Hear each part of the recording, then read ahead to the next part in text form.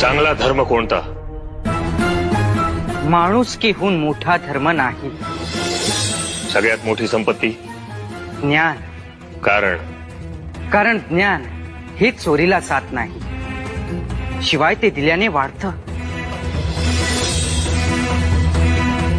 आंधळा कोण?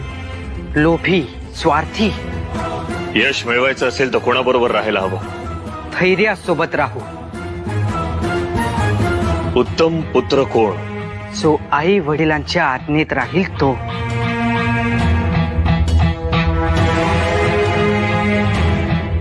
राजा कशामुळे शोभिवंत दिसतो? सेवाभावाने राजा शोभिवंत दिसतो. सत्य काय आहे? अदम्य विश्वास. भूतलावरील वाईट शब्द? तिरस्कार, द्वेष, अत्याचार आणि गुलामगिरी.